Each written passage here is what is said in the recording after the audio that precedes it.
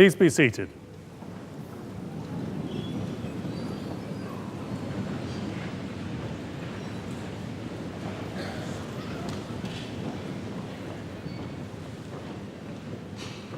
As Chancellor of the University, I declare this congregation open for the conferring of degrees by the authority of the Senate and of the Council.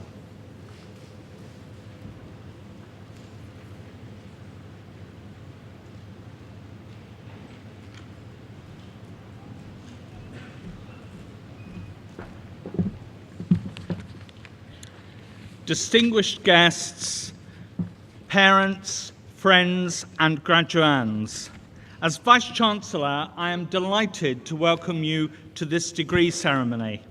It is a celebration for all those who graduate today. We celebrate your many achievements that culminate in the award of a degree from a major international research and teaching-led university. While you have been with us, the university has developed and changed. We are now a community of 19,000 students and 3,000 staff with a turnover of £184 million, a 6% increase on last year. It all demonstrates that universities are complex organisations. They are businesses with education at their heart.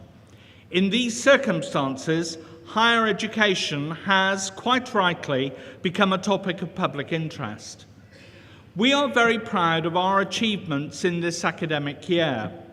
Last autumn, we were shortlisted for a second time for the title Institution of the Year.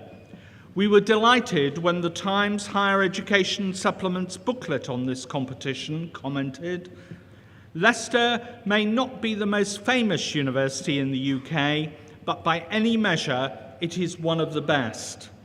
In the senior management team, we felt we could not have constructed a better sentence ourselves about the university.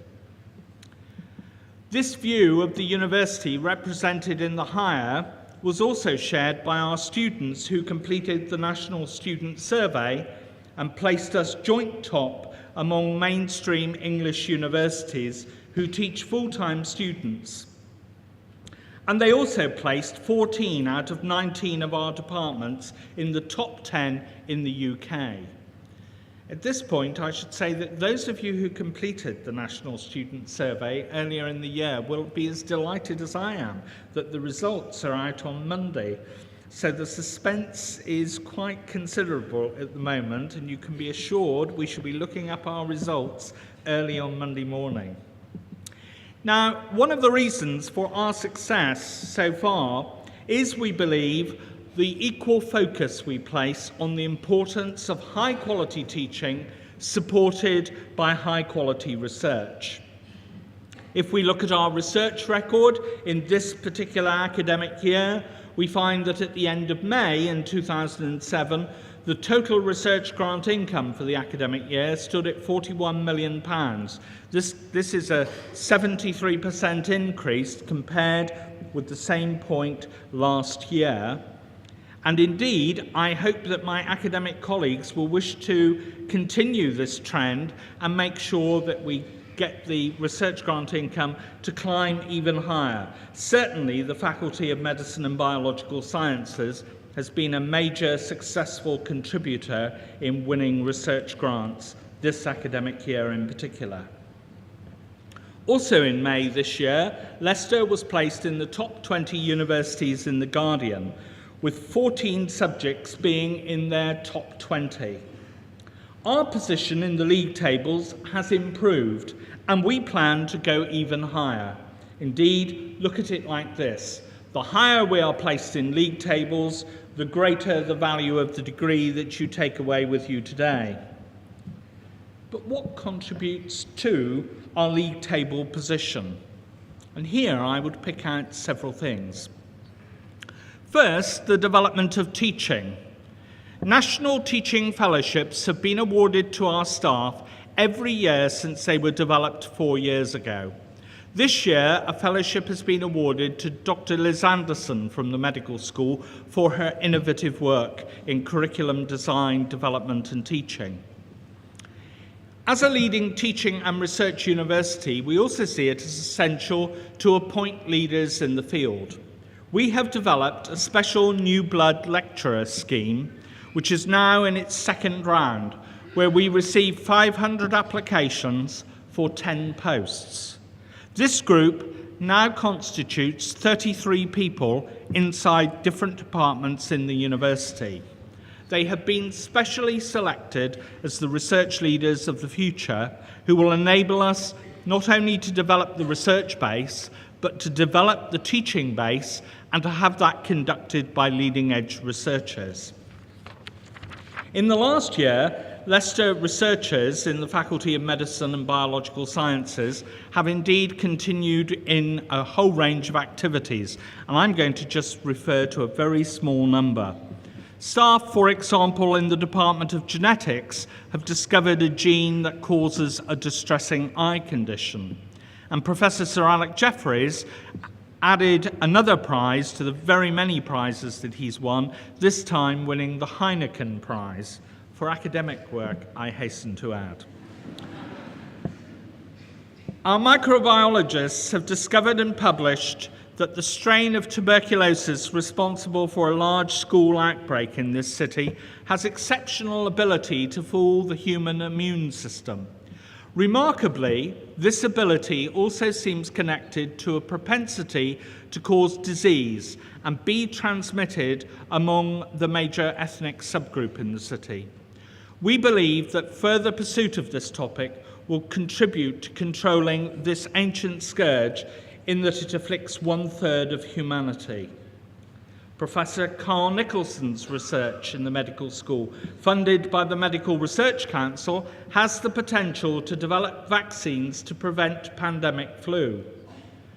Dr. Chris Breitling has recently been awarded a Wellcome Trust Senior Clinical Research Fellowship worth over £1 million, the first on this particular scale which the university has obtained under this particular programme. And members of the medical school are also leading vital research networks combining academics and NHS clinicians across the East Midlands region. Professor Tom Robinson developing a network in the field of stroke medicine, and Professor Kamlesh Kunti and Professor Melanie Davies developing a network in the field of diabetes. Now, in order to support work of this kind among staff and students, we have developed a number of very high-quality facilities. In the last year alone, we have opened a new £25 million student hall of residence on our Oadby campus with state-of-the-art facilities for 581 students. This will be officially opened in December and will be named after our outgoing Chairman of Council, John Foster.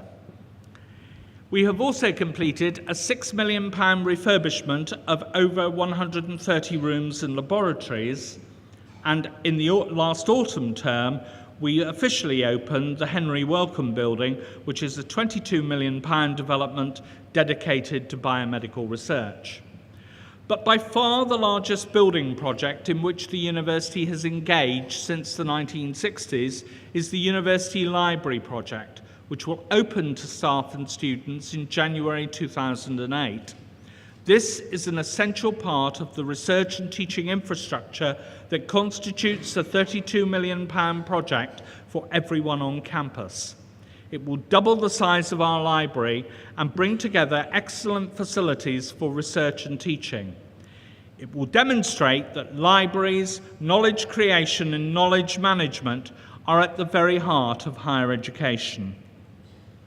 However, any university requires multi-million-pound investment for new buildings, laboratories, classrooms and equipment, and in this respect, Leicester is no exception. Over the past 3 years, the university will have invested over £80 million in its estate. This has been funded by the university's own funds, government grants, loans and donations. It is therefore essential that government funding continues to help transform universities in the way in which that funding has transformed the higher education sector in this country over the last 10 years. But no university can exist on the money that comes from government alone. And furthermore, it should not see it as dependent entirely on that money. It is in that sense that in this university, we have seen it important to engage in systematic fundraising, not only among alumni, and it's okay, you'll be safe for a few years, but also to approach various trusts, corporate bodies, and so on. In this respect, we have been very fortunate to secure the services of Nicholas Cora, one of our pro-chancellors, who has led our campaign over the last 3.5 years, and indeed led it very successfully. Indeed, we have already raised almost £10 million for the library project. All the money that we raise and all the facilities that we construct are here to enhance the student experience in Leicester. And one thing you can be sure, we have many ideas of building projects that we want to get underway, new research facilities that we want to get underway. We see it as very important that Leicester deserves a cardiovascular research centre that will be led by the very best researchers, not only in the UK, but internationally. And we see it as very important that we should be able to work with the Hospital Trust in order to develop a facility of that quality. And I know my colleagues are very certain that that is something that they would want to impress upon the Strategic Health Authority and on the Hospital Trust. And it's only natural because we have many excellent contributions that are made to the local community. If I take all the people that are sat behind me who are clinically qualified, the people of Leicester and Leicestershire and the region are very fortunate because their expertise actually delivers healthcare to the locality. It makes a huge difference to the facilities that are available and the kinds of things that can be done with and for patients, because there is a huge medical school that harnesses its power behind the delivery of service. And whenever I go and visit various aspects of the medical school, I'm always delighted to see the work that is going on and also to see people at work on hospital wards. It's a very different environment from the university, as those of you in this degree congregation will know. But those who are in the audience and outside the medical profession, this is a very significant contribution that this university and any university makes to its locality. If you ever decide where to live, I suggest it's near a big hospital that is attached to a big medical school. Other ways in which we make significant contributions to the community come in other forms. Contact is a student volunteer organisation which the Student Union often refer to as the Vice-Chancellor's favourite club and society, and that is very true. It consists of an organisation which this year has had 540 registered volunteers who have clocked up between them over 10,000 volunteer hours in the local community. Among the projects that they've been involved in has been a student-led after-school drama club at a local inner-city primary school, collaboration with the Refugee Housing Association helping to raise money for local refugees, and an outdoor environmental education project for school children, young offenders and local community groups. As a result of these projects, we know that more than 1,600 young people will have had contact with a University of Leicester student at the end of this academic year. In another way in which we contribute to the community is in the form of our 6th International Sculpture Show, which opened 10 days ago in the beautiful surroundings of our own Botanic Garden in Oadby. This exhibition brings together work by some of the world's most accomplished sculptors, and this year celebrates the work of both emerging and established artists who work side by side at Studio Sem in Pietrasanta in Italy, a studio known throughout the world as a beacon for nurturing creative exchange with many illustrious names. The exhibits are very expensive, but viewing is free, and I do strongly recommend it to those of you here today before you return home. Our work never stops. We are creating plans for new research, new teaching programs, and new community links. It all demonstrates we are a dynamic university, and I hope you will keep in touch with us through the Alumni Association. Certainly, I shall look forward to meeting you at alumni events in the future, and as a university, we shall look forward to following your careers. Finally, I would like to congratulate you all on the degrees you have obtained. But before I close, I would like to tell you about a competition that we run. And we run this competition every year in the degree ceremonies. Now, normally at this stage, I find it ever so easy when it's a Friday afternoon ceremony, the last in a run of 7, to say to the joint forces of medicine and biological sciences, well, it's a walkover. It's who can clap loudest and longest. Basically, the Faculty of Medicine and Biological Sciences, since I've been in the university, I've been here 8 years now, 7 years. Each year, Faculty of Medicine and Biological Sciences wins quite easily, no problem at all. But you know, this year, there have all sorts of tricks have been played. One dean got his whole faculty to stand up, another dean got them to applaud louder. I just wonder what Ian Lauder has done in preparation for this. I wonder if you've all been emailed before. I'd now like you to join me in showing your appreciation to your parents, relatives, friends and sponsors, and to demonstrate that the Faculty of Medicine and Biological Sciences is really all out to retain its leading position. And so I would now ask the graduating class of 2007 to join me in a round of applause for all those people.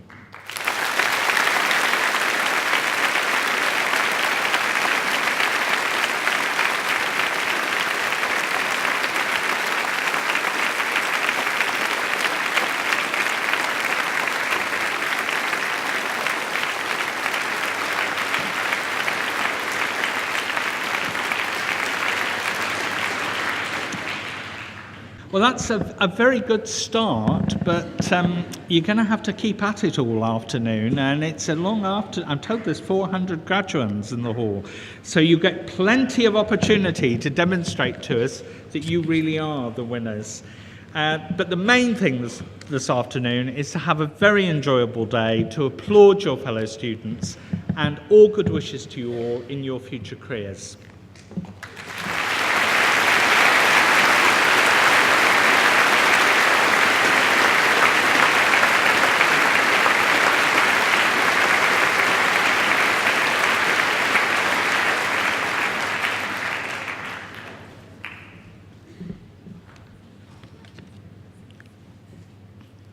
Frances Ashcroft is a medical physiologist and so a student of the processes of the human body. Indeed, she rejoices in the title of Royal Society GlaxoSmithKline Research Professor of Physiology at the University of Oxford. The road to that multisyllabic eminence began in rural Dorset, where young Fran attended a village school. The teaching staff of 2 included her mother. She became enamored of the natural world, including birds, badgers, pond life, and rare plants such as wild orchids. At night, she read, sometimes about the natural world, but also about the world of the imagination, as represented in poetry and novels. The scientific and autistic sides of her personality, which are bound together by her creativity, both originate in this childhood. Frances went on to Cambridge, where she read natural sciences, a capacious degree that allows students with a wide range of scientific interests to indulge their passions. Frances gravitated towards zoology, the subject that she was to pursue for her PhD at Cambridge. In 1978, she wisely moved to the University of Leicester, where she held a postdoctoral fellowship with Peter Stanfield, to whom she remains grateful for outstanding scientific training. Peter is now at Warwick University, but Frances's other mentor at Leicester, Nick Standen, is still here and is now a professor in our Department of Cell Physiology and Pharmacology. Francis's work was focused on ion channels, which are the tiny pores needed for the conduction of nerve and muscle impulses. This may seem an abstruse interest, but ion channels allow us to walk and talk and think, and when they malfunction, the results are sometimes unexpected. In the world of domestic animals, goats collapse when startled, pigs die shivering, and horses suffer from paralysis. In humans, malfunctioning ion channels can result in cystic fibrosis, epilepsy, and cardiac arrest. In the case of Francis Ashcroft, it is the role of ion channels in diabetes that has long been the center of her interest. At Leicester, Francis published on these topics in learned journals such as Science and Nature, the Journal of Physiology, but she never forsook her childhood naturalist interests. One day, she brought in a fox skin to the department to cure it, and the smell almost caused the evacuation of the third floor of the Medical Sciences building. It was at Leicester that she began to discuss the idea of working on pancreatic islets, an area that she was to take up when she left us for a short spell in Los Angeles and a permanent post in Oxford. Her first major success in Oxford came in 1984 with her demonstration of potassium channels sensitive to the metabolism of glucose. She went on to investigate several inherited disorders of the potassium channels and the siphonylurea receptor, which forms part of the channel complex. Perhaps most importantly, she elucidated the science behind the treatment of type 2 diabetes, the variety that affects older patients. In layman's terms, her research concerns the process whereby a rise in blood sugar level causes the release of the hormone insulin from the pancreas. And her particular interest is in how this process is impeded in people with type 2 diabetes and how drugs can be used to treat this condition. She has identified a genetic form of neonatal diabetes as well, and in this case, her research has facilitated improvements in medication, including a shift from daily injections to pills. Now, the importance of this research is self-evident, but the science that lies behind it is not. It is of a complexity and sophistication that can only be achieved by a scientist of very unusual abilities. Francis is such a scientist, and her accomplishments have been widely recognized. In 1996, she was appointed Professor of Physiology at Oxford, and in 1999, she was elected as the 8,000th Fellow of the Royal Society of London. In an organization that historically has not been known for its willingness to honor women scientists, this was a rare distinction and remains so. The value of her work has also been recognized internationally, most recently by the American Physiological Society, which in April conferred on her its highest honor, the Walter B. Cannon Award. Now, anyone who thinks that academics lead lives of quiet reflection should follow Francis for a day. She conducts research and for many years served as her own technician to repair electronic failures. She writes scientific papers, teaches medical students, lectures throughout Britain and very often abroad, fundraisers, and writes books. One of these books, called Life at the Extremes, aspires to explain to the general reader the science of human survival in extreme environments such as mountaintops, underwater, and extreme heat and cold.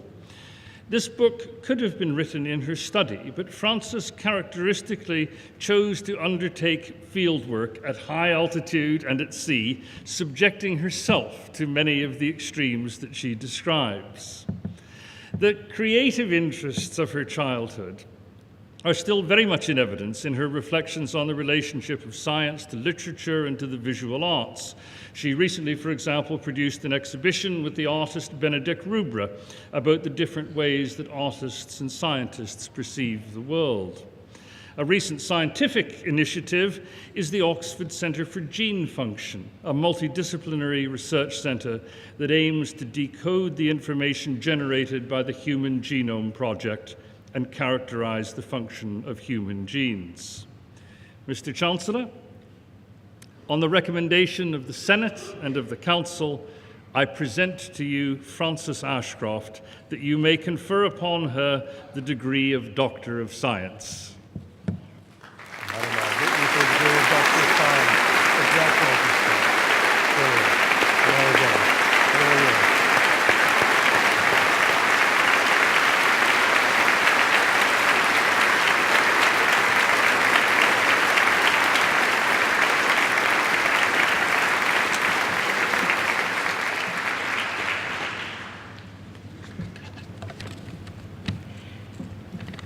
Chancellor, Vice-Chancellor, members of Senate and Council, fellow graduands, ladies and gentlemen, it's a very great honour and a particular delight to be awarded an honorary degree by the University of Leicester. I remember my time here as a postdoctoral scientist with great affection. I confess I had forgotten the fox story, which I hasten to point out was a roadkill, but it reminds me of a similar incident in my current department when I brought in a durian, which is reputedly the most delicious, I don't think it is though, but also the most evil-smelling fruit in the world. I picked it up in London and got on the train, and by the time I reached Oxford, the carriage was completely empty, which may explain why durians are banned on aeroplanes and hotels in Indonesia where they grow. It was far too smelly to take home, so I left it at the lab with predictable results. What I remember of Leicester is the beauty of the surrounding countryside, long walks in Charnwood Forest, my first ventures into cross-country skiing, illicitly on the golf course, and learning to drive not just a car, but also a horse and trap. I loved the marvellous market with its weird and wonderful vegetables and 1920s antique frocks, but most of all, I remember the physiology department where I worked. I arrived fresh from a PhD with much enthusiasm, but little practical knowledge. For although my PhD supervisor was a wonderful man, he taught me very little science. The Cambridge philosophy was sink or swim, and I very nearly sank. It was here at Leicester that I received my scientific training from my boss, Peter Stanfield, and my host today, Nick Standen. To both of them, I owe an enormous debt, and I'm so lucky to have worked with them. They didn't just teach me how to build and design the equipment, which is what we had to do in those days, but also how to think about experiments, ask the right questions, test all hypotheses with utmost rigour. I often hear their voice in the back of my head. And to think like a scientist. They were also enormously generous after I moved to Oxford to set up my own lab. In those days, you guys will hardly believe it, computers were unbelievably expensive. They cost around £35,000. And the memory, also unbelievable, came in kilobytes. I couldn't afford one, so they invited me back to Leicester to use theirs. I have been extremely lucky because I found a profession that I love and to which I am now addicted. Science can be very demanding. You must always be learning new techniques, thinking up new ideas, publishing new work, and it's also extremely competitive. But it's also highly seductive. There's nothing quite like the elation of being the first to discover something new, to stand on that peak in Darien and see a new world. And it's a very special privilege when your work turns out to have a beneficial impact on other people's lives. My time at Leicester started me on this journey. My hope for all of you young people graduating today is that you too have either found or will soon find something that you are equally passionate about. I'm sure that looking back on your time at Leicester, you will find that it has been as important as it was to me in setting you on your journey. So I wish you good luck and every success in whatever you choose to do.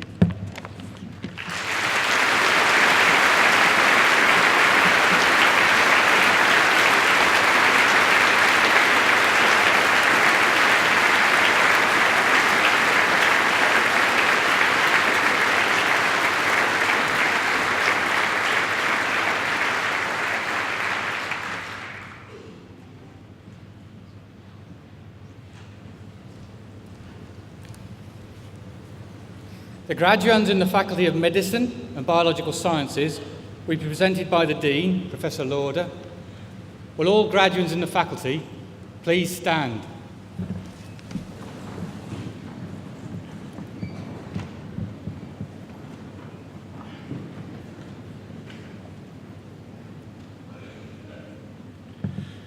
Mr. Chancellor, I ask you to admit these candidates from the Faculty of Medicine and Biological Sciences to the several degrees for which they are presented.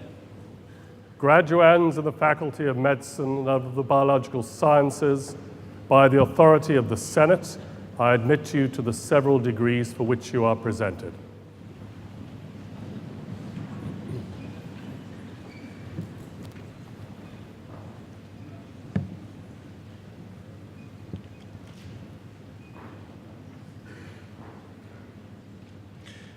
For the degree of Doctor of Medicine, David Burling.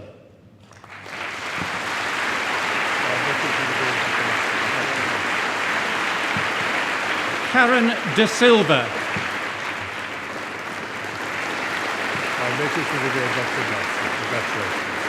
John Gardner. Natalie Hayes. Marie Horan.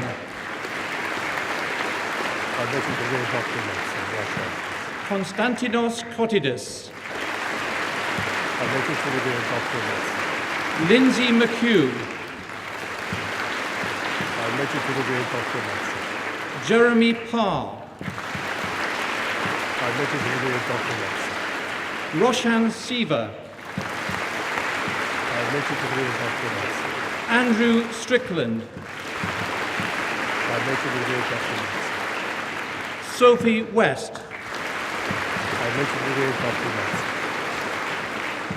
For the degree of Doctor of Philosophy, Cassie Aldridge. Sergio Alejo de Matos. David Barton. Magda Bortoni Rodriguez.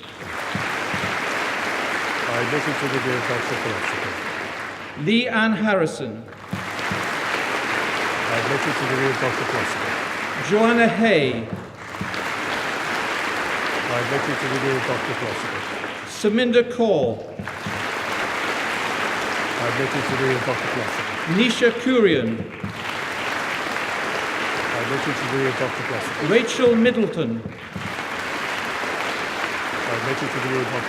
Azhar Mohammed. Elizabeth Rosethorn. Colm Ryan.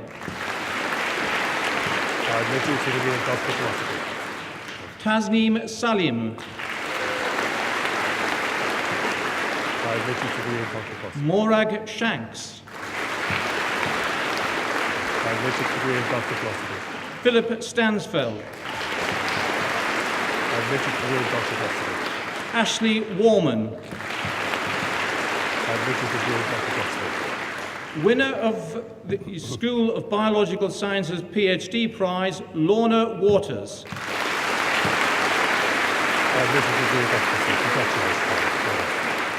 Adam Webb.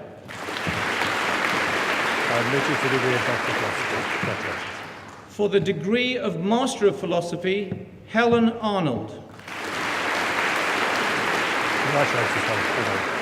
Yasmin L.J. Jatinder Pal Sandhu.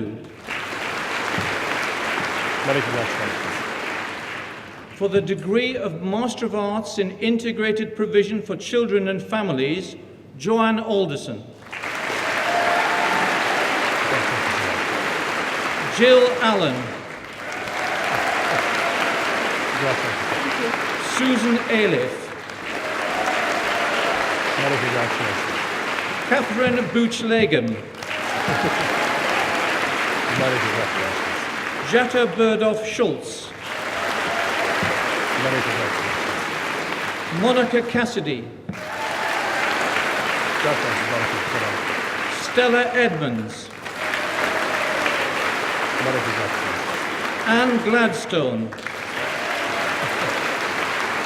Congratulations. Jeanette Harkus. Congratulations. Elaine Groom. Congratulations. Claire Knight, Congratulations, Claire. Well done. Jane Lewis, Well done, Jane. Congratulations. Carly Lewis, Many congratulations. Ita McGullion, Many congratulations. Hilary O'Byrne, Many congratulations. Caroline Pilcher, Congratulations, Caroline. Angela Prodger, Congratulations, Angela. Well done. Catherine Saunders, Many congratulations. Maureen Sheikey, Congratulations, Maureen. Well done. Gillian Smith, Well done, Gillian. Congratulations. Victoria Stringer, Congratulations, Victoria. Colette Tate, Many congratulations. Suzanne Taylor, Many congratulations. Wendy Whittaker, Well done, Wendy. Congratulations. Karen Wickett. Many congratulations. Well done. For the degree of Master of Arts in Social Work, Natalie Bryan, Congratulations, Natalie. Well done. Tavonga Hove, Many congratulations. Hope Nsube. Many congratulations. For the degree of Master of Science in Health Services Research, Alison Dunkley, Congratulations, Alison. Well done. Louise Eaton.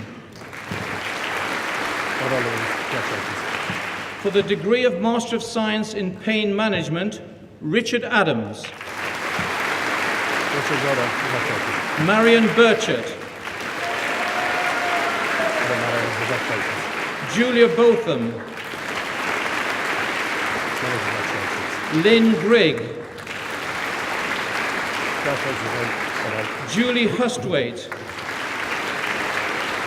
Congratulations, Julie. Well done. Anne Lawrence, Congratulations, Anne. Well done. Wajid Ali Raza, Many congratulations to you. Jill O'Callaghan, Well done, Jill. Congratulations. Gabrielle Sutton, Congratulations. Lucy Worthington. Well done, Lucy. Congratulations. For the degree of Bachelor of Sciences in Biological Sciences, Philip Addis, Well done, Philip. Congratulations. Archana Anandaram, Many congratulations. Robert Arnold, Well done, Robert. Nicholas Barnard, Congratulations, Nicholas. Well done. winner of the Inventors Prize, Daniel Borden, Congratulations, Daniel. Well done on the prize. Katie Beaumont, Congratulations, Katie. Well done. Charlotte Beckham,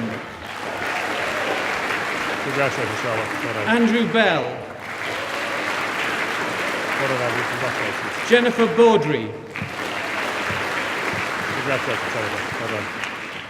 winner of the Novartis Best Student in Year Second Year module, the Margaret Henry Wallace Prize, the Institute of Biology Prize, the Physiological Society Undergraduate Prize, the Novartis Best Student in Third Year Pharmacology Prize, and the Cell Physiology and Pharmacology Library Project Prize.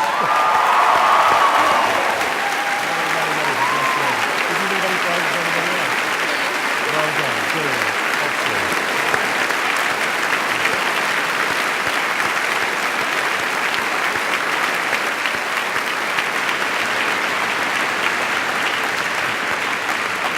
Sophie Brooks, And congratulations to you as well. Donna Campbell, Many congratulations. Alvina Chrysanthu, Many congratulations. Hugh Lam Chun, Many congratulations. Vincent Chu, Well done, Vincent. Congratulations. Elspeth Cloak, Many congratulations. Well done. Tanya Cook, Well done, Tanya. Congratulations. Amy Cooper, Congratulations, Tanya. Well done. Sarah Crane, Well done, Sarah. Congratulations. Laura Dalton, Congratulations, Laura. Well done. Natalie Day, Natalie, congratulations. Bhavin Doshi, Many congratulations. winner of the Physiology and Pharmacology Prize, Sami El Ajuz, Congratulations, Sami. Well done in your prize. Congratulations. Helen Ellard, Well done, Harry. Congratulations. winner of the May Fund Prize in Biochemistry, Mark Hodson, Congratulations, Harry. Well done. Jonathan Locke, Many congratulations. Well done. Mark Lynch,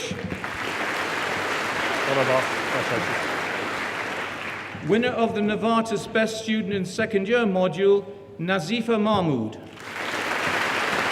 Congratulations, Nazifa. Amit Mistry, Many congratulations. Marie Moore, Well done, Marie. Congratulations. Peter Morley, Many congratulations. winner of the AstraZeneca Prize, Jennifer Moss, Well done, Jennifer. Congratulations. Well done on the prize. Eleni Papianou,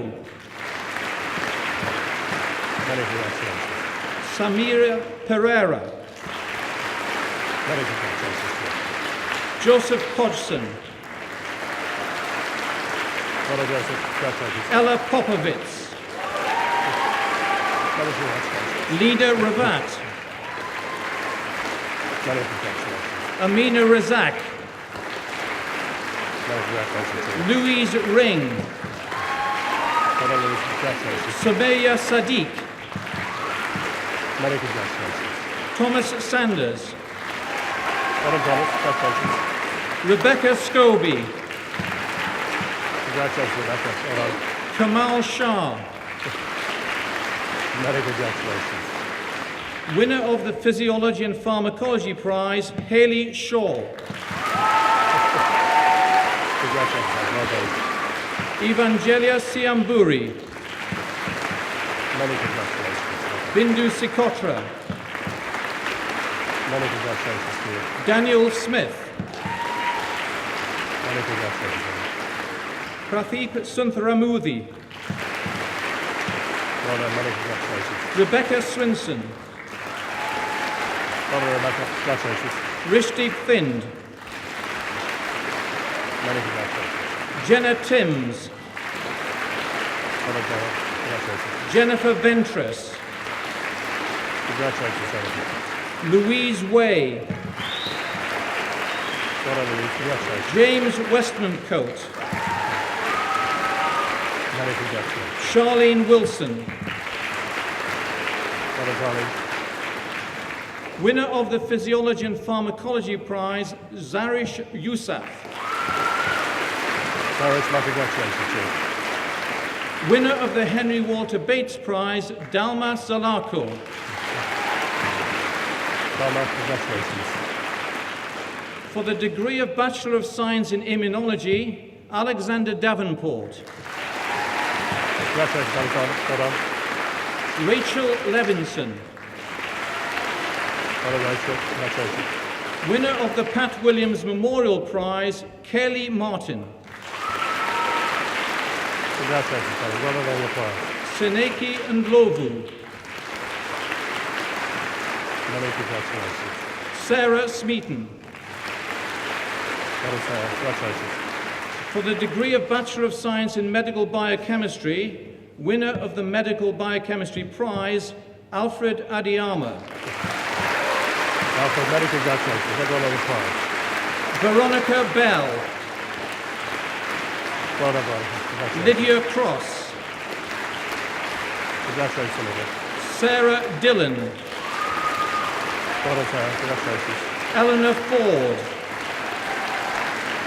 Many congratulations to you. Victoria Hawley, Well done, Victoria. Congratulations. winner of the Departmental Undergraduate Prize, Katia Kaczmarczyk, Many, many congratulations on your prize. Boubacar Kara, Many congratulations. Samira Causa, Many congratulations. Felix Kwok, Well done, Felix. Congratulations. Claire Lamazurier, Congratulations, Claire. Well done. Andrew Lords Warren, Congratulations, Andrew. Well done. Adam London, Well done, Alan. Congratulations. Helen Melrose, Congratulations, Helen. Well done. Peter Mills, Well done, Peter. Congratulations. Shrina Mistry, Many congratulations. Omatole Omikoredi, Many congratulations. Mitesh Panchal, Many congratulations. Thomas Rain, Well done, Thomas. Congratulations. Nadeem Ramzan, Many congratulations. Karandeep Sandhu, Congratulations to you. winner of the Departmental Undergraduate Prize, Naomi Wilmer. Congratulations, Naomi. Well done on your prize. For the degree of Bachelor of Science in Medical Genetics, Alia Altair, Many congratulations to you. Gemma Andrew, Well done, Joe. Congratulations. Agneska Benjamin, Many congratulations. Well done. Rebecca Burrell, Well done, Rebecca. Congratulations. Laura Cheese, Laura, congratulations. Lucy Cowley, Congratulations, Lucy. Well done. Helen Cunliffe, Congratulations, Helen. Well done. Claire Davies, Congratulations, Claire. Well done. Dalbia Diraj, Many congratulations. Rebecca Hall, Congratulations, Rebecca. Well done. Adam Hutchinson, Congratulations. Well done. Shari Idris, Many congratulations. Well done. Ayman Kier, Many congratulations. Helen Lorkin, Well done, Helen. Congratulations. Elizabeth Page, Congratulations, Elizabeth. Well done. Rakesh Patel, Many congratulations to you. Pedro Pinto, Well done. Congratulations. Joshua Poznansky, Congratulations, Joshua. Well done. Avika Ruparel, Many congratulations. Shipana Sabajna, Many congratulations to you. Amy Smith, Well done, Amy. Congratulations. Gareth Whitehead, Well done, Eric. Congratulations. winner of the Oxford University Press Prize, the Institute of Biology Prize, and the Medical Genetics Prize, Jonathan Williams. Well done, congratulations. Well done, prize. Well done. David Willis, Congratulations to you as well, David. for the Science Foundation degree in Clinical Imaging, Suzanne Barrett, Well done, Suzanne. Many congratulations. Jasbinder Basra, Well done, congratulations to you. Teresa Clayton, Well done, Teresa. Congratulations. Mohammed Makrani, Well done, Mohammed. Congratulations. Sukhbinder Ranu, Well done, congratulations to you. Karen Willoughby, Well done, Karen. Congratulations. for the Science Foundation degree in Health and Illness, Mahbub Akhtar, Many congratulations to you. Joanne B, Well done, Joanne. Tim Etheridge, Many congratulations. Well done. Andrew Gully, Well done, Andrew. Congratulations. for the degree of Bachelor of Science Intercalated, Claire Chambers, Claire, congratulations. Well done. Stephen Corey, Well done, Stephen. Congratulations. Lydia Harrington, Many congratulations to you. Enjoy your day. Suresh Kirwadka, Many congratulations. Well done. Rahul Ladwa, Congratulations to you. Kieran Nayak, Many congratulations. James Ogle, Many congratulations. Rupali Pandey, Many congratulations. Rima Pawez, Well done, Rena. Congratulations. Adam Stevens, Well done, Alan. Congratulations. Mark Taylor. Congratulations, Mark. Well done.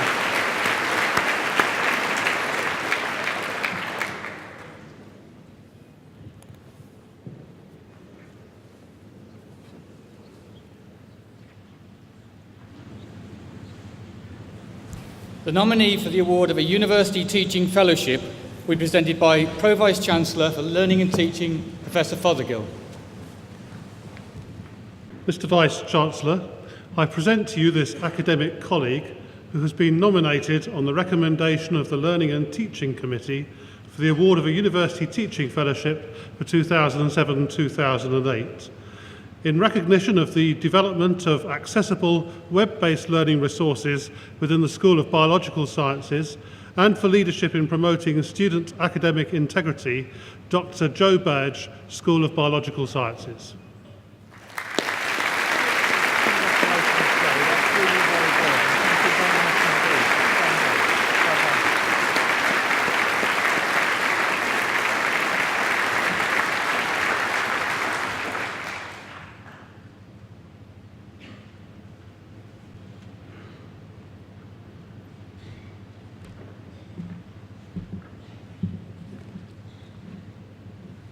Sir Charles George has had a distinguished career in medical education and in public health, mostly at the Medical School of the University of Southampton.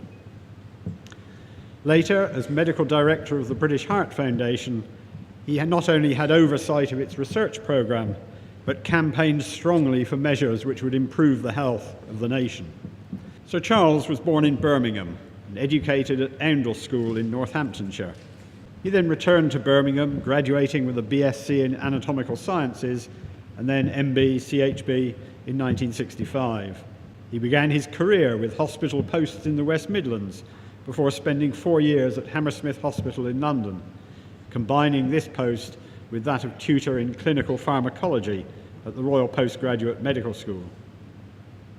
He joined the Medical School of the University of Southampton in 1973, shortly after it was founded, became Professor of Clinical Pharmacology in 1975, and twice served as Dean of the Faculty of Medicine. He also served as Chairman of the Education Committee of the General Medical Council for 5 years until 1999. He was knighted in 1998 for services to medicine and medical education. His interests, though, extend well beyond medicine, as he is also a Fellow of the Royal Society for the Encouragement of Arts, Manufactures and Commerce, an FRSA, a distinction normally found in the arts faculty of universities. Sir Charles George became Medical Director of the British Heart Foundation in 1999. The British Heart Foundation is one of the largest medical charities in the UK. Its activities span biomedical research, where its budget is in excess of £50 million a year, and campaigning for improved public health. Death rates from coronary heart disease have been falling in the UK since the early 1970s, partly due to the research funded by the BHF. As Medical Director, Sir Charles moved the charity more in the direction of work on prevention as against cure of heart disease. He also forged strong links with the charity's 25 research chairs in British universities, including this one, where the BHF chair is held by Professor Nilesh Samani. In 2002, Sir Charles gave the Frank May Clinical Science Lecture in this university. Sir Charles has frequently pointed out that most heart disease is avoidable if we take simple measures to improve our lifestyle.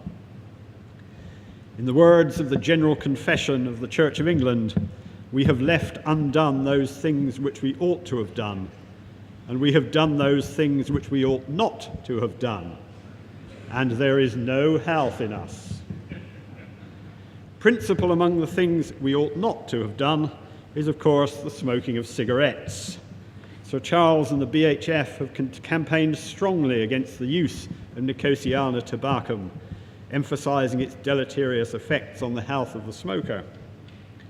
This campaign led to Sir Charles being strongly criticised in print by Boris Johnson MP.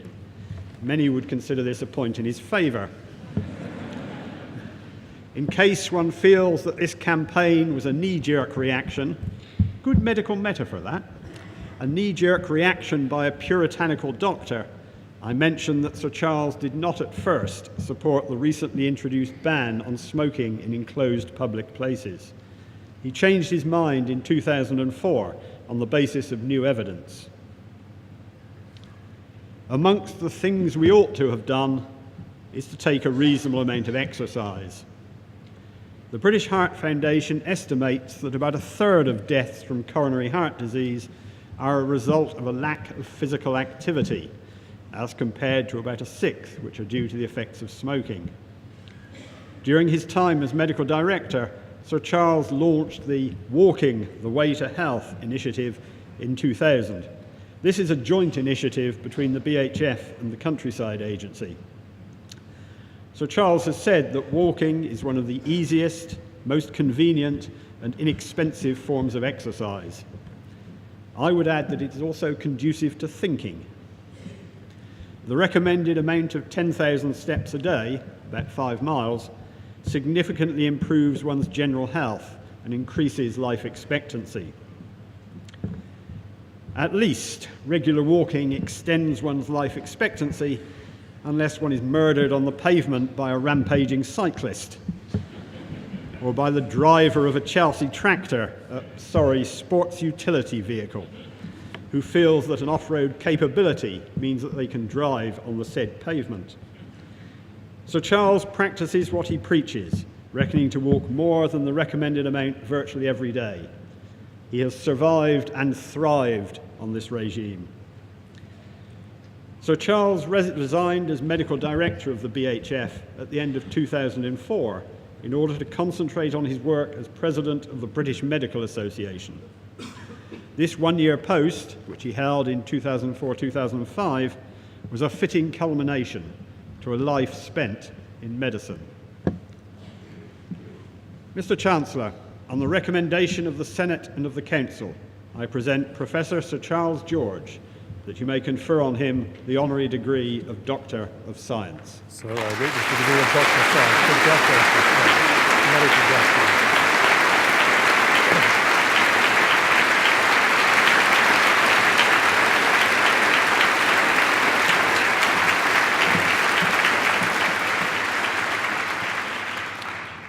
Chancellor, Vice-Chancellor, members of Senate and Council, fellow graduates, ladies and gentlemen, I'm deeply honoured by what you've just bestowed on me. As a former dean of a fellow medical school founded in the 1970s, we all struggled to get recognition amongst our peer group, most of whom had been founded 100 years or more earlier.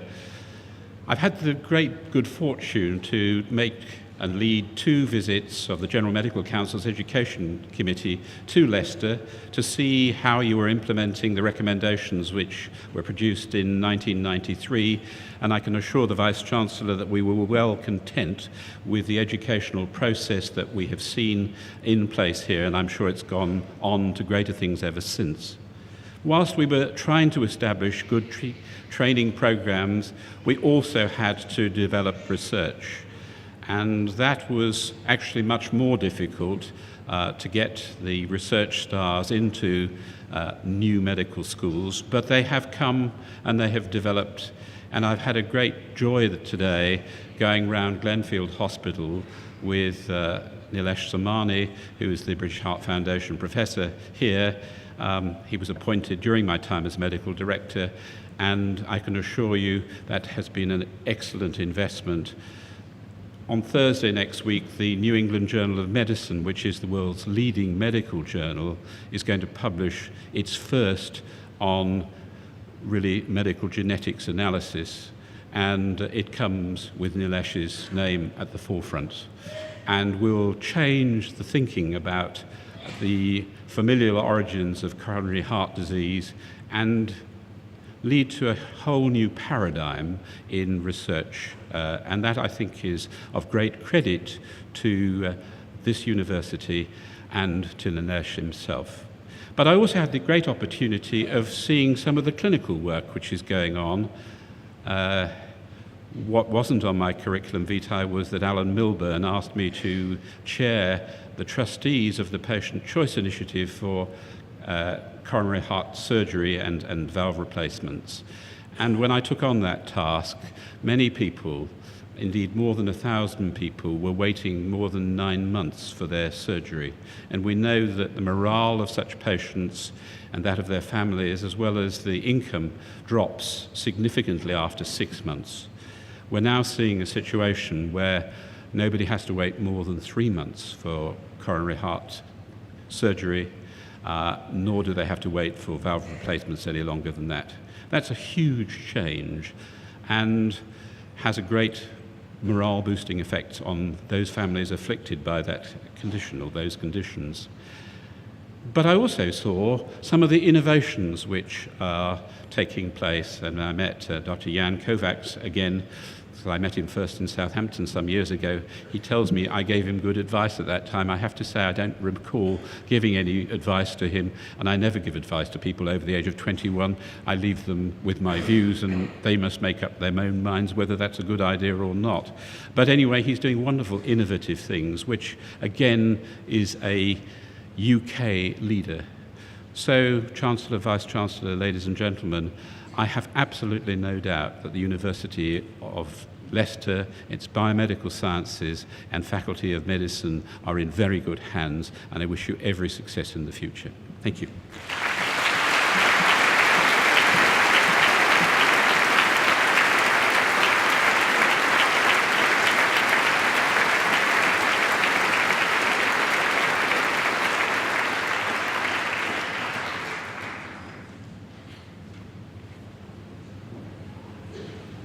The remaining graduates in the Faculty of Medicine and Biological Sciences will now be presented by the Dean, Professor Lauder.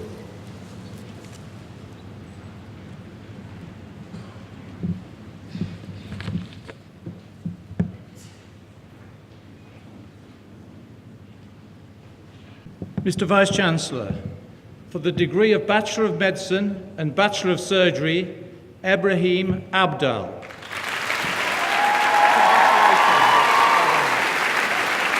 Aliza Abdul Aziz.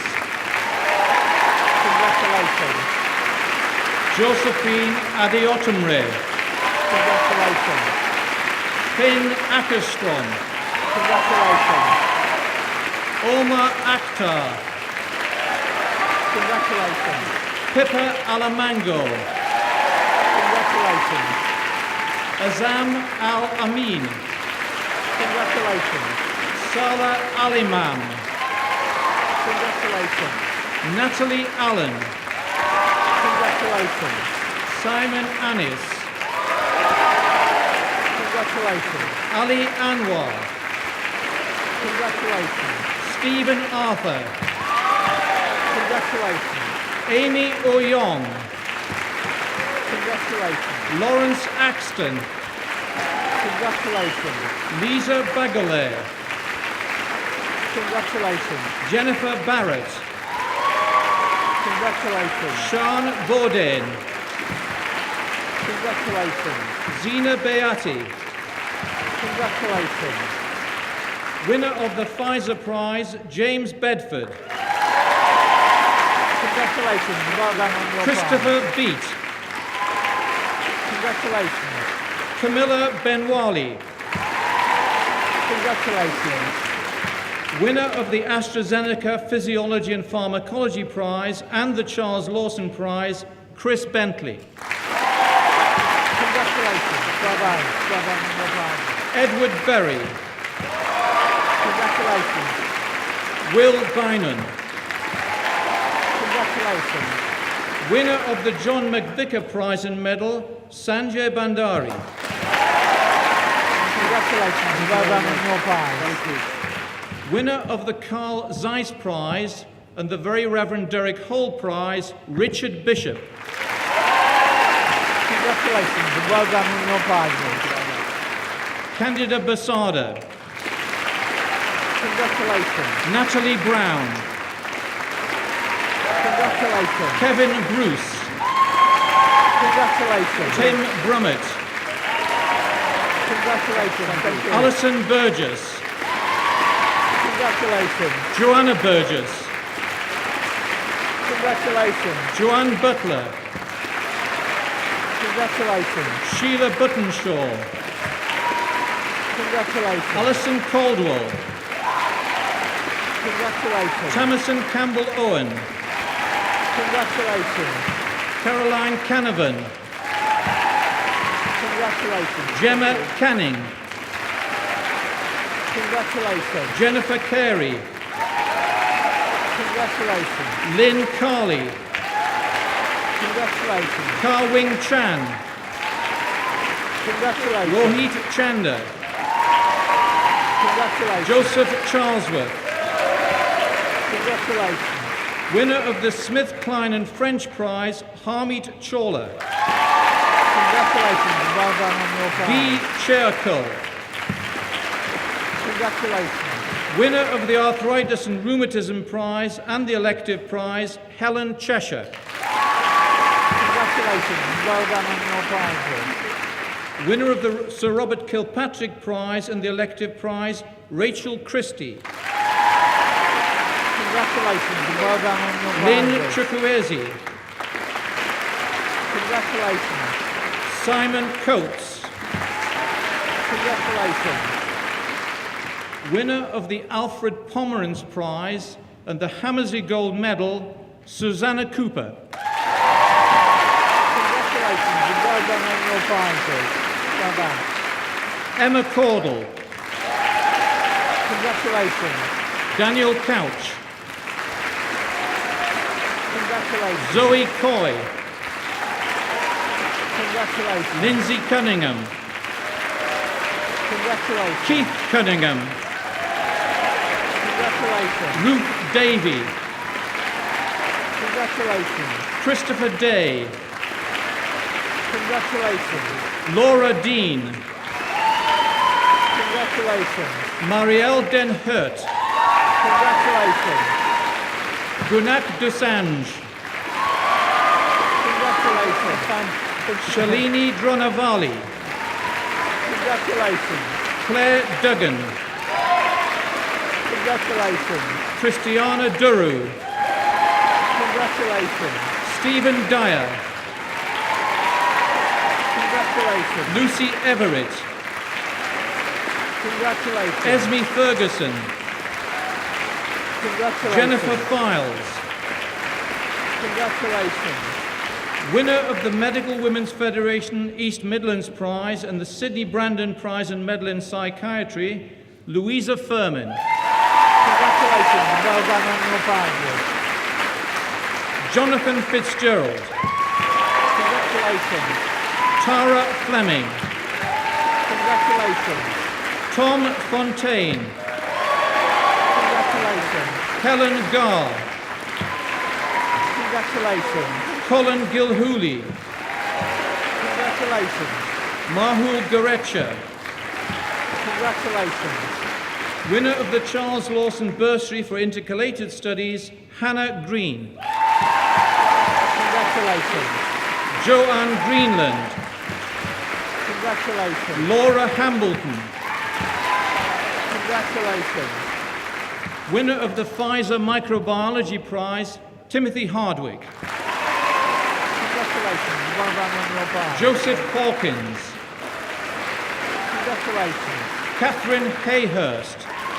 Congratulations. Jenny Hewlett. Congratulations. Stephanie Hobbins. Congratulations. Adam Hollingworth. Congratulations. Alison Hughes. Congratulations. Julia Humphreys. Congratulations. Laura Hussey. Congratulations. Jodie Hines. Congratulations. Jacqueline Jacks. Congratulations. Barney Jane. Congratulations. Artie Jivanji. Congratulations. Helen Jordan. Congratulations. Laura Joins. Congratulations. Stephen Carr. Congratulations. Amar Kachia. Congratulations. Mandeep Kang.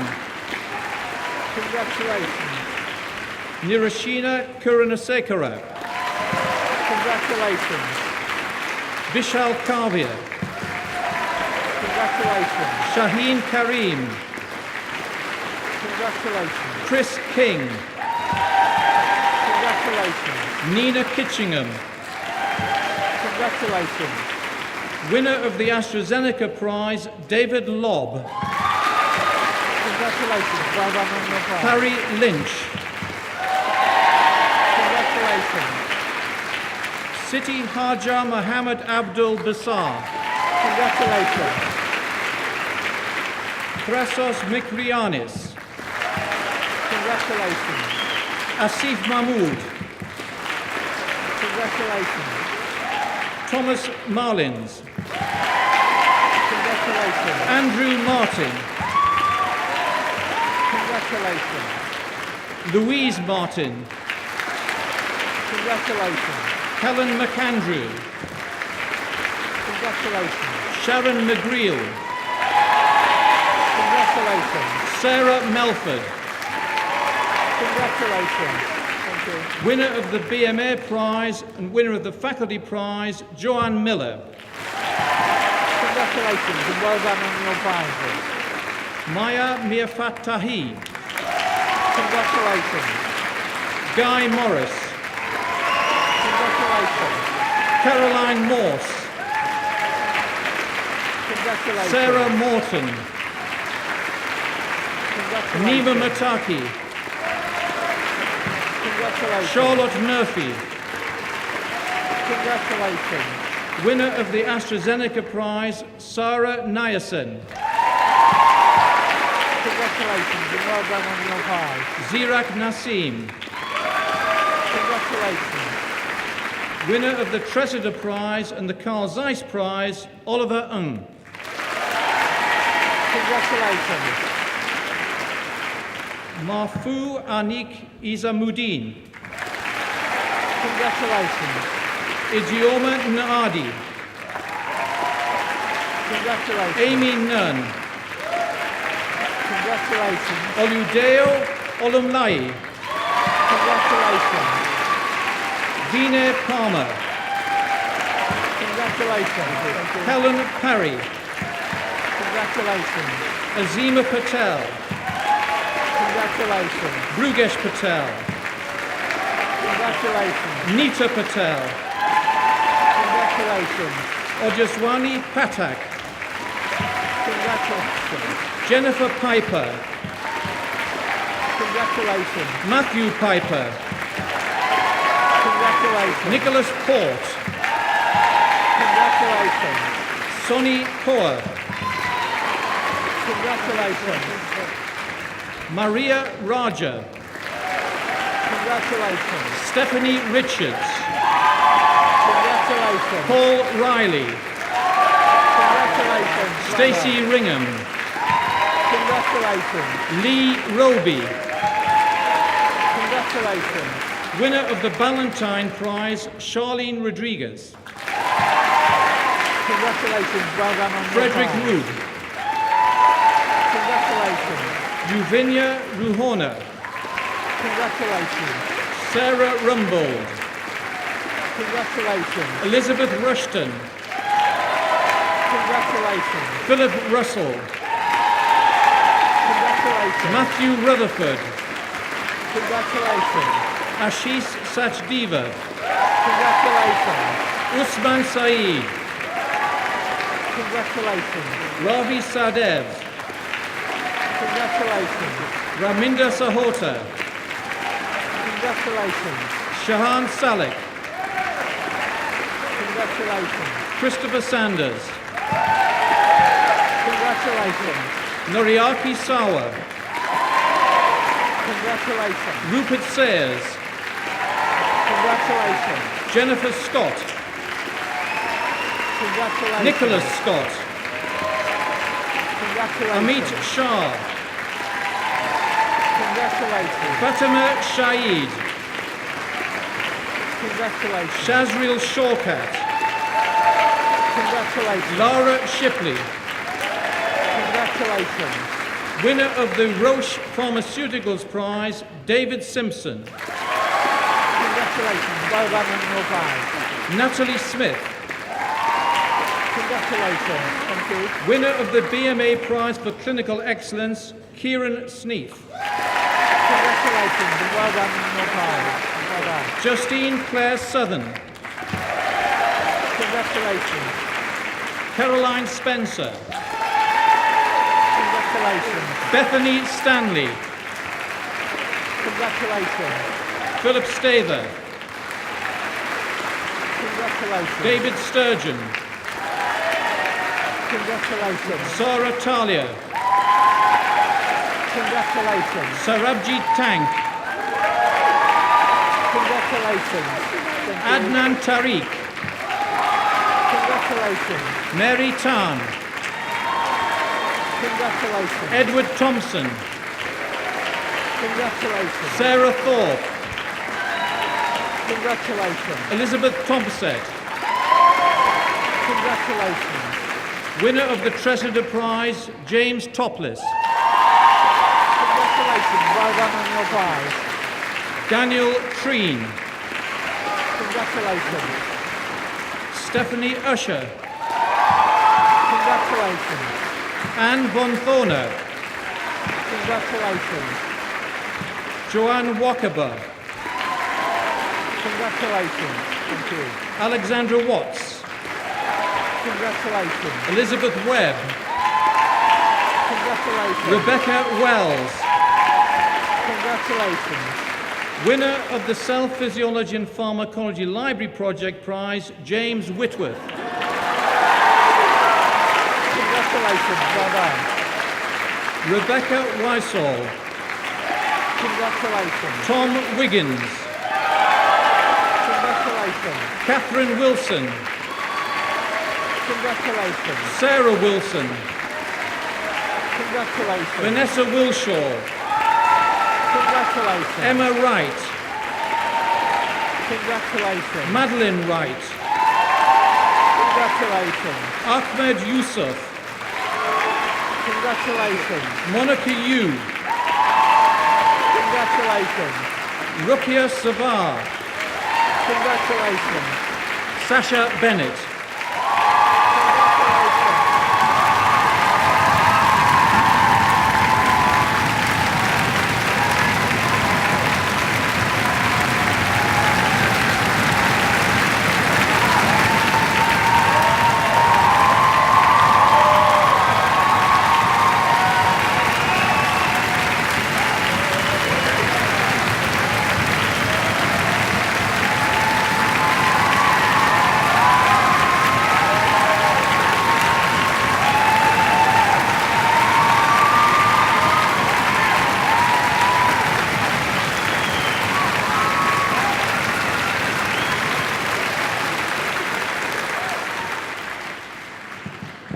Mr. Vice-Chancellor, I ask you to admit to the several degrees for which they are presented by my faculty those candidates who are absent.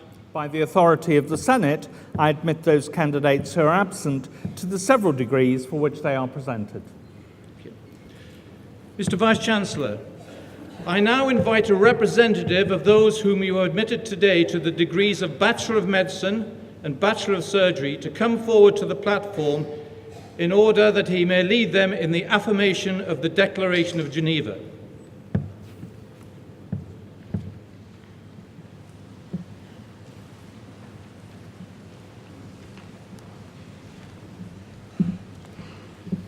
Will all graduates in the degrees of Bachelor of Medicine and Bachelor of Surgery please stand?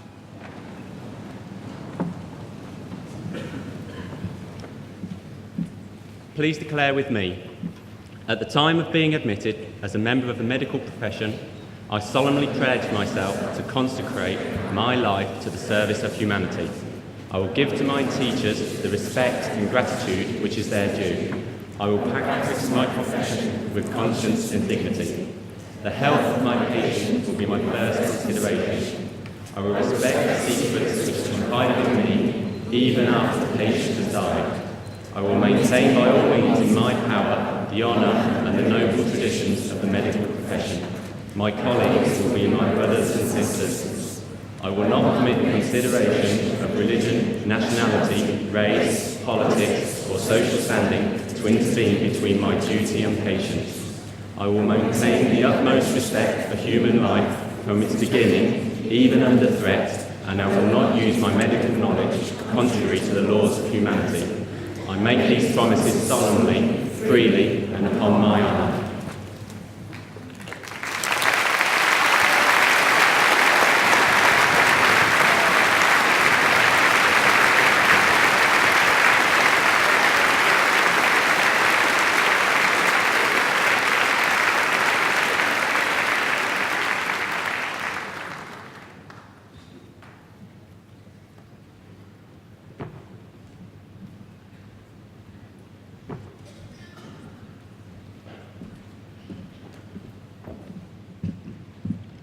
Distinguished guests, ladies and gentlemen, graduates. This afternoon, I think you don't need me to tell you this, is all about celebrating. It's about the celebration of your achievements in your years here at Leicester. The Vice-Chancellor has already congratulated you, and I add my warm and sincere congratulations to his. What he didn't say, but which may be apparent from my rather haggard, exhausted looks, is that this is in fact the 7th such ceremony that he and I have presided over jointly this week. So it's perhaps a very good thing that when spirits might otherwise have been flagging, when the temperature in this hall might have been soaring as it is today, that Friday the 13th of all days saw as its finale quite the noisiest, most extravagantly outgoing, boisterous faculty of all. I was actually referring to the Dean and his medical colleagues behind me, but you weren't doing badly. I have to admit, I was somewhat worried when the Vice-Chancellor sat down. I thought perhaps you were falling behind. You might even need something as extravagant as a Mexican wave in the balcony to rescue you. However, you have done well since, but the ceremony is not yet over. You still have a chance to influence the judges yet further in your favour. But before I return to your graduation and the celebrations that will follow, can I first of all add my own warm, sincere personal congratulations to our 2 honorary graduates this afternoon, Francis Ashcroft and Sir Charles George. You know, one of the privileges of being your Chancellor, and there are many, is in presenting awards to such distinguished men and women as Charles and Fran. And in turn, you both honour us in your acceptance of our degrees. Charles, we welcome you, and Fran, we welcome you back as members of our university. In fact, Fran and I were inducted into the Royal Society on the very same day. She was, as the orator has just informed you, the 8,000th fellow. With an A and mine being a W, I was something nondescript, like 8,033. But when it was first published, therefore, and Fran's book, Life at the Extremes, The Science of Survival, hit the bookstores, I rushed out and bought it and read it. I must get you to sign it sometime. But that was a while ago, and I regret, as I will explain in a moment, that I didn't take her advice and wisdom contained in that book. But I did listen to Charles' advice, 5 miles a day, or considerably more. I've just returned, as chancellors I want to do, from a trek to Everest. A fully paid up member of the boomer generation, we never know, my generation, when to quit, even when the twilight is imminent around the very next corner. So I did go walking, and I can't begin to describe the sheer majesty of the Khumbu Valley in Nepal as you walk towards Everest and the peaks tower above you. Everest itself was one of the finest sights I have ever seen, almost indescribable. But nor, you know, can I describe how I felt following day after day after day on these steep and unrelenting trails, despite the fact that Sherpas and yaks were carrying everything heavy I had. I can't begin to explain just how I felt. I spent most of my career manufacturing and developing things like MRI scanners ambulatory cardiology, ambulatory neurophysiology equipment. But there I was with my son in a tent 5,000 meters up Everest, a blizzard raging, and all I had was my hypochondria and an O2 sat monitor. This is rather limited compared to the tools you will have at your disposal as you go forward in your career. All I knew was I felt terrible. My blood oxygen measurement was plummeting to 72%. I have never felt, I can assure you, more divorced from medical support, nurture, and care than that night on Everest. Now, when I no longer need support, I'm literally surrounded by you, hundreds and hundreds and hundreds of you. But it's only the second year in which I've had the privilege of presiding over this particular ceremony. And I must say, if the students in the biological sciences will forgive me, I've been moved much by the medical graduates in your affirmation of the oath of your profession in the Declaration of Geneva. I'm sure it reminded Sir Charles very much of the day when he was first admitted to the medical profession those years ago. But today I salute your dedication and your nobility of purpose. But you know, the same is true of those graduating in the biological sciences. The breakthroughs in bioscience in general today, whether it be microbiology or whatever, these are the underpin to the medical treatments and the combating of disease in the future. We take equal pride in the achievements of all of you.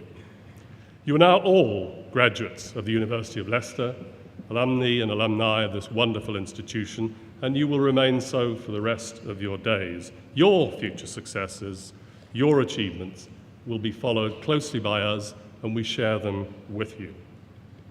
But today, I think it's time for you simply to take stock, to pause, to enjoy the moment, to go outside, hopefully not in rain but in sunshine, and begin that celebration with your families.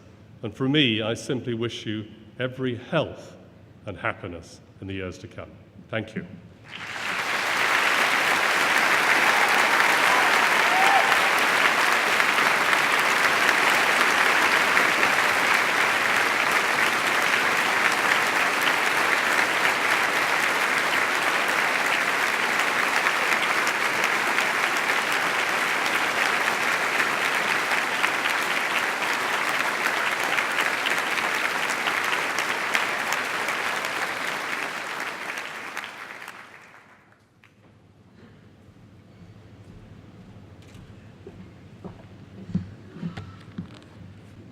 Well, at this stage of the afternoon, it's a great pleasure to say to my colleagues, and particularly my administrative colleagues, thank you very much indeed for everything you do in relation to the degree ceremonies.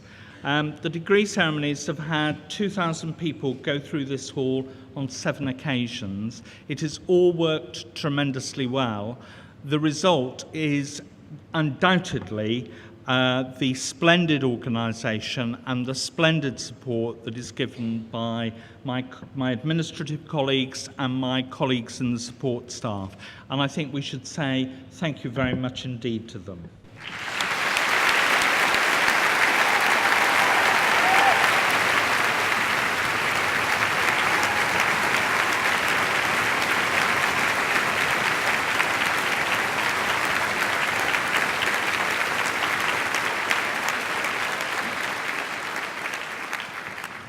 Now, there are many people who come to these degree ceremonies and who participate in the events that are not always visible.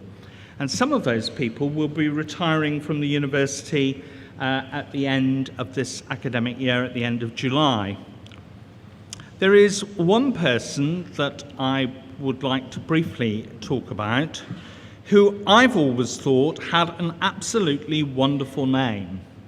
Ever since I joined the university, I thought that this person had a name that you couldn't have invented it even if you'd wanted to.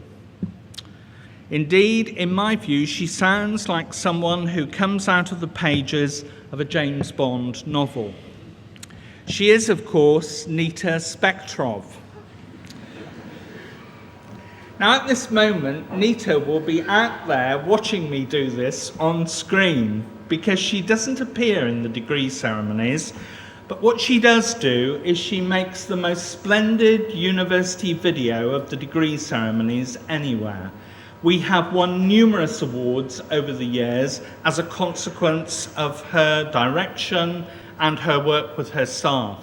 Her staff are on stage and at various points in the hall, but they're tuned into her, and she gives direction so that when people appear up the steps, she's likely to be saying, "There's a tall one coming up now." What I'd be interested in is what she's been saying while I've been doing this. But Nita, thank you very much indeed. I know we've arranged for someone to come out the back and video you and your reaction to this so that we can splice it into the university video, and we shall all have the pleasure of seeing your reaction.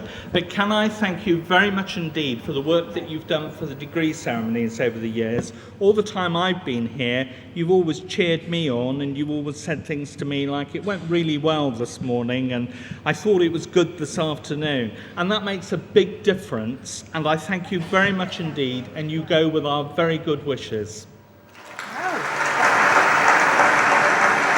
Thank you, everybody. I'm terribly grateful.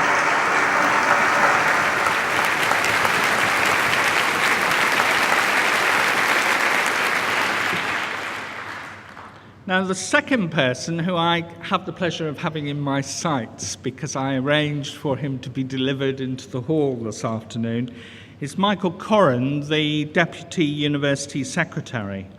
Michael has served the university for 23 years, and during that time he was also secretary to the medical school, so he knows all about medical degree ceremonies. But one of the things that strikes me is, given the number of Leicester graduates we've had over the years, Michael, who stands at the bottom of those steps checking people up onto the platform, my estimate is that he must have seen approximately 40,000 students going up those steps over 23 years, at least 40,000, and indeed the magical thing is he always gets them in the right order. And that makes the whole thing work really well. But in case you think his only job has been to do that over the years, I can tell you that he's done many splendid things for the university. Before I joined the university, I know colleagues in the medical school were full of admiration for the work that he did. I know that he worked for 2 deans of medicine, and in that sense had a very broad and wide-ranging experience given their expertise and their inclinations. I also know that during the time that I've been here, he worked on all the material that departments needed to assemble in regard to teaching quality assessment. And in teaching quality assessment, Leicester has led the field. Michael has always persuaded me to indicate very proudly and rightly that the university received 14 consecutive top marks in subject areas in the teaching quality assessment. What he never said in the briefing document to me, so it never got announced, but it will today, is he worked on every one of those visits, and a lot of the credit for the quality of the work that is done and the quality of our teaching and learning policy and strategy and its development and implementation is down to Michael Corrin. And I'd like to thank you very much indeed for that, Michael. And I'd also like to thank you for all the advice that you've given me and other people over the years, which is inevitably always proved very sensible, very wise, and a very appropriate direction. You too go with our very good wishes, and thank you very much indeed for your service to the university.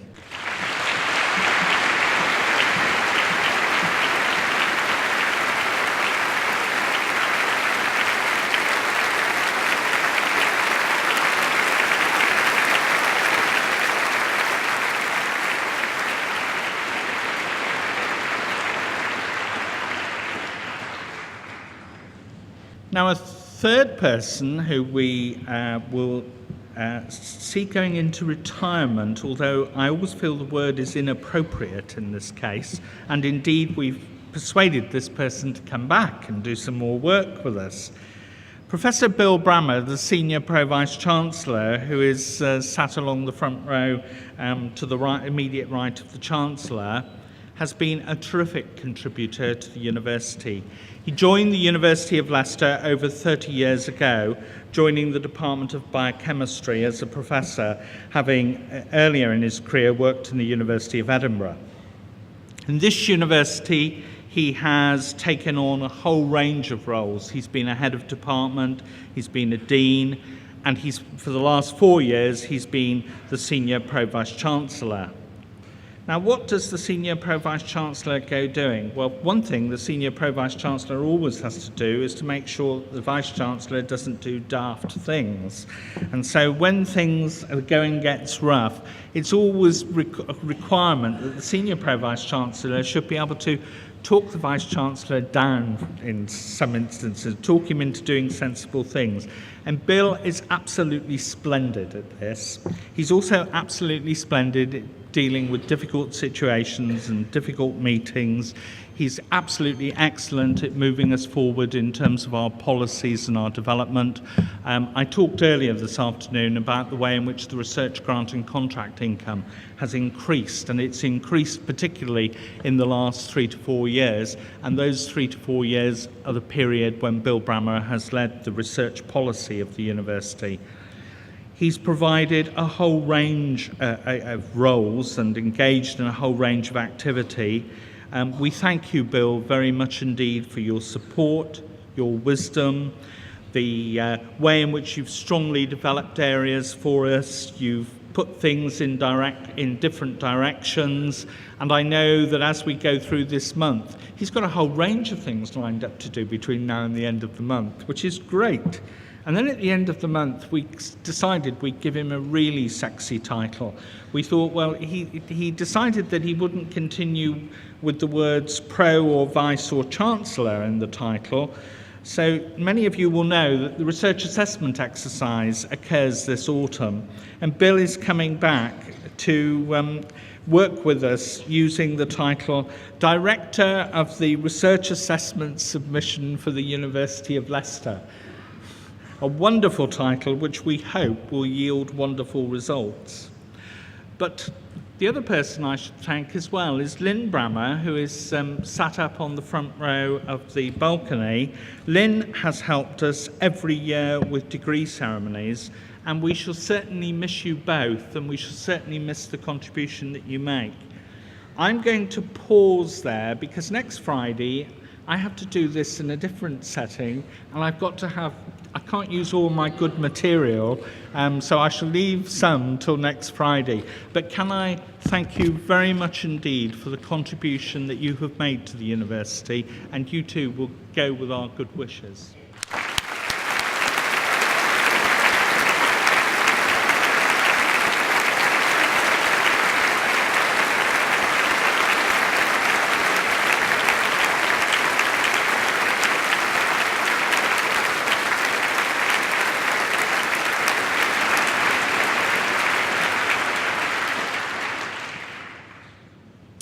Now we make a gear shift. We move from those who've been paid by the university to someone who's completely unpaid by the university but turns up almost as many times as those who get paid.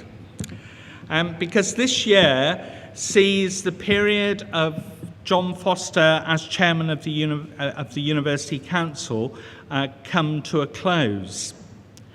John Foster has served the university for 14 years, 5 of those years when he was a member of the University Council, and 9 years when he has been its chairman. I've been present for 8 of those years. The first year that he was chairman, he clearly had to go searching for a vice-chancellor. All I will say is I hope history will treat you gently for what you agreed to do. As I've indicated, he's served in an unpaid capacity, although the number of times his car is parked outside my office, I have to say I do sometimes wonder whether he and some of the other lay members have found a way of getting onto the payroll. They're here that often. John is a very regular attender at degree ceremonies. Indeed, I can go further. In the time he has been chairman, he has not missed one degree ceremony. So for those who found it quite trying to applaud on one occasion this afternoon, think what it's been like for John Foster all these years, applauding like mad at all the students. And my estimate is that you must have watched something like somewhere between 20,000 and 30,000 students walk away off this platform with a University of Leicester degree. But of course, the irony of all this is that he doesn't actually possess a University of Leicester degree himself. So we decided that we're going to put all that right, but we're going to put all that right in January because we're going to give him an honorary degree of Doctor of Laws, and we shall look forward to seeing you on that occasion and other occasions in the intervening period, John. I'd certainly like to thank you both personally and on behalf of the university for your friendship, for your support, for the trust you place in us all. And one of the things I like very much, which I learnt from John within the first 10 minutes of meeting him, and he may not remember this, but he talked to me about the difference between governance and management. He was showing around people who might become vice-chancellors of the university. He pretended he needed to act as chauffeur. What he really meant was he wanted to see what he's getting for his money. And one of the things that he talked about was that there was a distinct line between being involved in the governance of the university as opposed to its management. Management was something that those of us who work full-time are engaged in. And I have to say, all the years I've worked with you, I've found that you've kept absolutely to a very strong notion of what we have to do and what you and your colleagues have to do. And I think it's worked so well because you have that notion of where the boundaries are and how it all locks together. It's not a sharp dividing line, it's a good interchange. And I do thank you very much indeed. We do promise that when you're gone after the 31st of July, we will look after your university and we will make sure that your university does as well as it possibly can, because you cheered us on up the league tables all these years, and we know you will continue to cheer us on, and we will look after the university for you. Our best wishes go to you, and I should also at this point thank Sue Foster, as Sue also is on the front row in the balcony, and she too must have seen practically 20,000 Leicester students graduate over the years and participated in all the applause and support in relation to the ceremonies and many more activities in the university. We shall always be delighted to see you both, and we shall certainly wish you well on this occasion and clearly on other occasions that are to come. Now, for all this work, what happens to a chair of council at the end of his period? Well, I regret to have to tell you that in this university, the system is that they hang ceremoniously in the council chamber. They don't hang ceremoniously, though, until dead. They hang ceremoniously there for us to view forever. They keep a watching eye on us, and I can tell you, when you come here as a new Vice-Chancellor, there's several things. First of all, on one side of the room, you're surrounded by your predecessors who all look down on you. And then the other side of the room, all the ex-chairmen of council are also looking at you as well. And next academic year, we shall have the pleasure of John looking at us.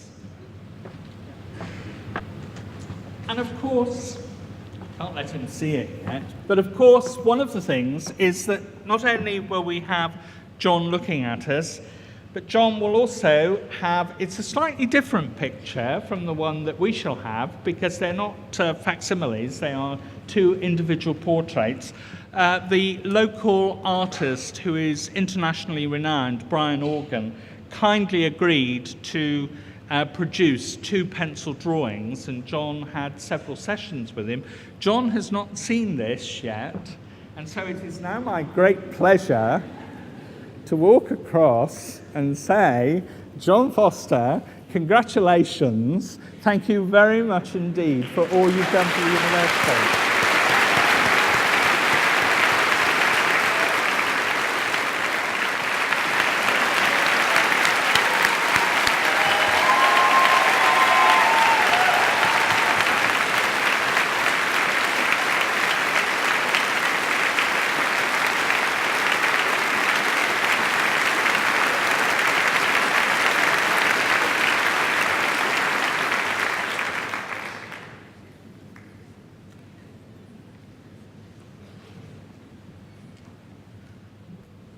What a handsome portrait. Far more handsome than the original, I fear. I have to say that the Vice-Chancellor has said many wonderful things about me and my efforts to assist the university in achieving its many successes over the last, 14 years, I guess, 10 of them as Vice-Chairman or Chairman. I would also like to tell you that I feel an immense debt of gratitude to this university for a number of reasons. First of all, of course, this one that we've all just been looking at. Secondly, as you may have noticed the Vice-Chancellor saying earlier, it's going to be a matter of extreme pride to me to have our latest magnificent student residence named after me. I tell you, it makes you feel rather grand. But most of all, I feel a huge debt of gratitude to the university for allowing me to participate in all of its doings over these many years. I'm grateful because of all the wonderful people that I have been able to meet.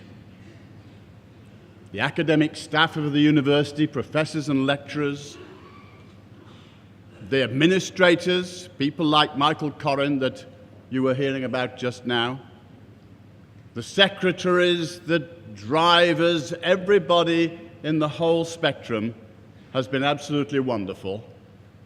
And I thank you all very much indeed. But I'm also grateful for being allowed, and this may perhaps surprise you, to sit here in this imposing green chair year after year after year, applauding you and your forerunners and your fellows as you come up to take your degrees.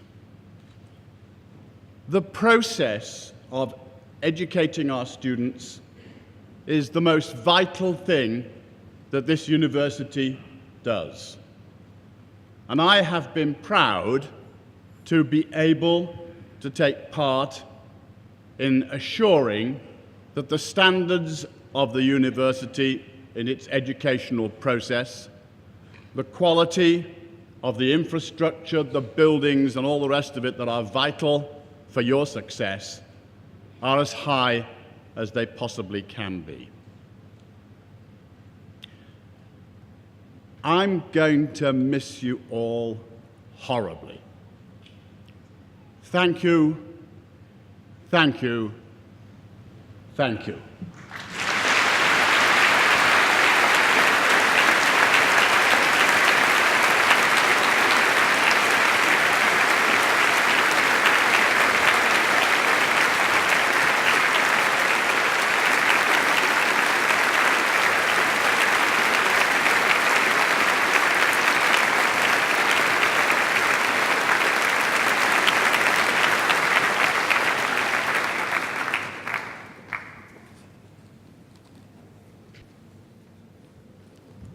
With my own warm words of farewell to John Foster, our Chair of Council, I now declare this congregation closed.